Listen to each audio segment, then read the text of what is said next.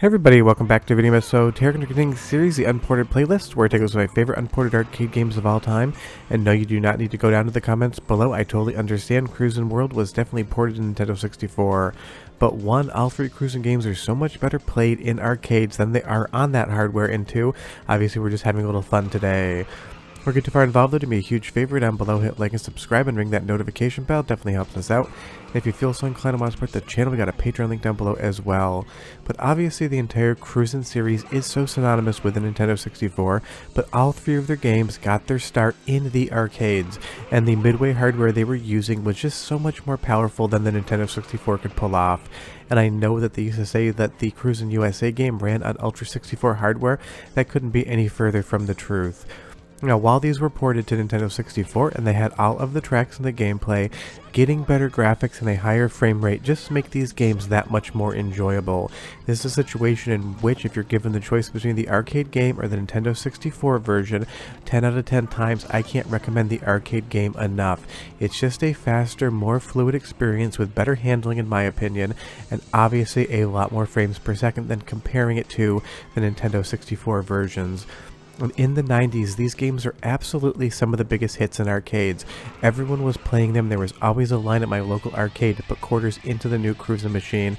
And on the censorship front as well, you do get a little bit more on the bikini front on the arcade versions.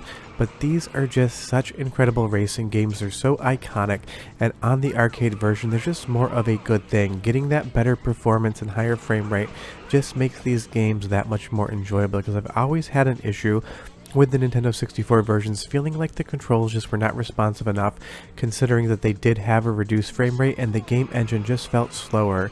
Here, obviously, if you can't already tell, this is running much faster than Nintendo 64 would, and that sense of fluidity is absolutely what you want in an arcade racing game. These games should always target 60 frames per second, and as long as they can persist close to that, you get a much better experience. And I will say, I love every single track in Cruis'n World. All of the different courses are so much fun, and I particularly like this style of arcade racing, the point A to point B finisher. Not 3 laps, you just start, you drive, and then you find the finish line. It is a breath of fresh air compared to all of the other games. It'll give you 3 laps, and then you can see whether or not you win. And speaking of winning, at least on default difficulty, getting a first place in Cruis'n World can be quite difficult. I get a lot of second place finishes in this one, but you will see me squeak out the trophy a few more times. And I do like that they actually went with the world theming here. I feel like Exotica gets a little bit too goofy, and I know that's strange to say for an arcade racing game, but Cruis'n World brings you all of these different diverse courses across the entirety of the globe, and they bring a lot of the regional flair into each and every one of them, although I'm pretty sure the Union Jack doesn't fly that often in the UK. I will say every once in a while you do hit a tunnel, and they feel like they're intentionally meant to elongate the course or get to a new area without having to draw additional graphics, because having a tunnel is so much easier than actually putting up a lot of diverse graphics on the screen. But it is England, they do love their tunnels there from what I understand, so maybe that makes a little bit more contextual sense. But I just love the look of this game as well. The 3D hardware on the midway boards had such a unique flair. It's definitely not going to hold up to anything that Sega was doing with the Model 3. That will blow the midway hardware doors in, but it still has unique visual language and charm that you can immediately identify as a midway game and a Cruis'n game. These are just iconic graphics, and even if they're not the best of what the arcade could offer back then, they are so synonymous with that Nintendo 64 look, even if it's not running on Nintendo 64 hardware. Nintendo and Midway did a great job of convincing you that this had something to do with Nintendo 64 when it absolutely didn't. And of course it is a Midway game, so you get a good sense of humor like UFOs in the sky as well. But you'll see there another second place finish. It is very hard to get first place. But as we go through New York City here, again, I just love the diversity in the courses. I love the soundtrack in all the Cruis'n games as well. They're iconic and they perfectly match each race course. So go ahead and listen for like 45 seconds. I'll come back and talk more about the history of the series and why I love it. But enjoy.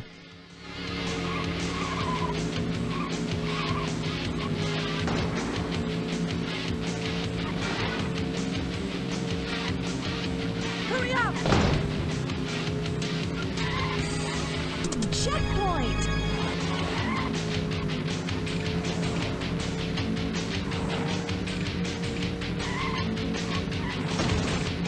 Checkpoint!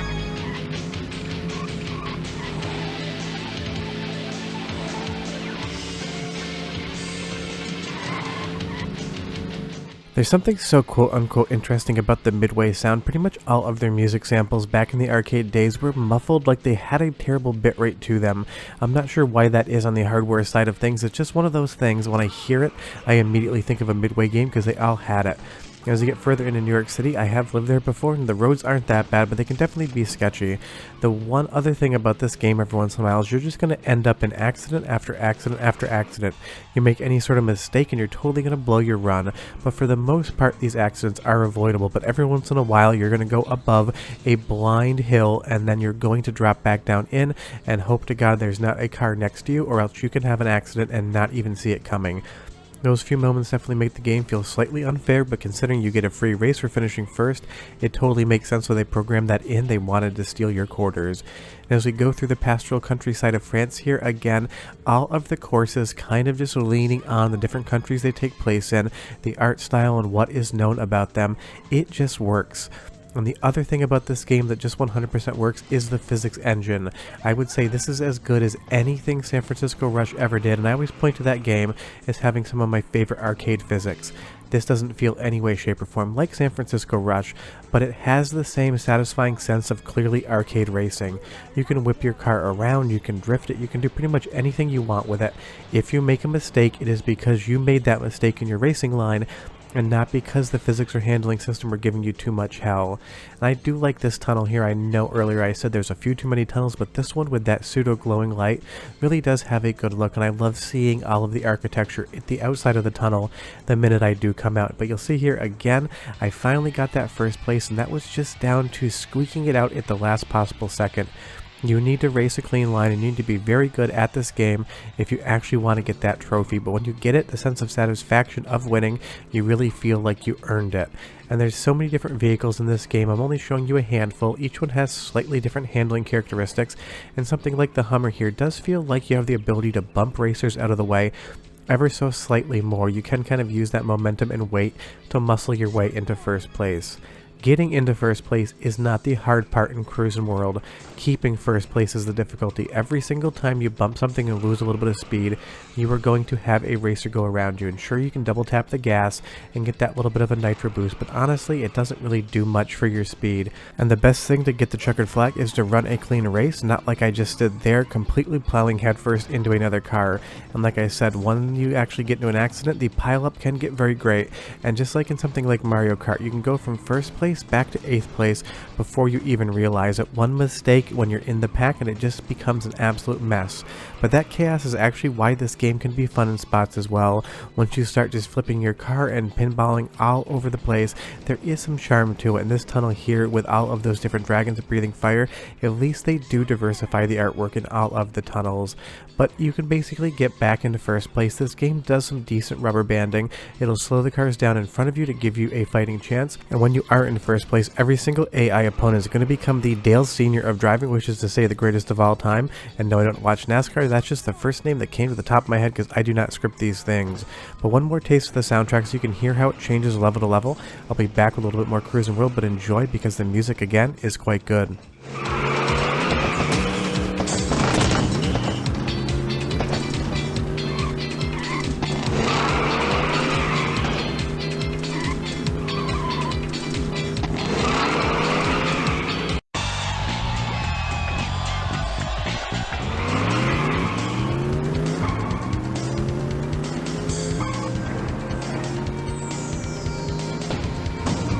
Also, that each level has its own themed music for the region. It's a little bit hokey, but it does work. This is such an iconic series. Cruis'n USA, Cruis'n World, and Cruis'n Exotica are some of the best arcade racing games that Midway ever touched. And if I'm out in the wild and I see these in an arcade, I will 100% put credits in every single time just to play them one more time. When it comes right down to it, Nintendo 64 versus arcade on these games, arcade wins every day of the week and twice on Sundays. That's not to say that the ports to the Nintendo 64 aren't competent, they are. This is just a better way to play the game, and I may own all three of those games on my shelf for Nintendo 64, but I still prefer the arcade. Unfortunately, Cruis'n Exotica doesn't emulate very well, so you're going to be on real arcade hardware for that or the Nintendo 64 version. But again, these are just such good games. I've got such fond memories of playing them, and even today when I pop one of these on just to make a video out of it, I have so much fun. I end up with like 5 times the amount of footage I need to actually do these things. And that is the sign of a good game, when you basically get lost in it when you're trying to make a video. But short of that, that is Cruis'n World. It is definitely on my top list of arcade racing games, top 20 for sure. But leave me a comment down below and tell me what your favorite arcade racing game is and what your favorite cruising game is. But we're done, and I'll see you next time. Bye-bye.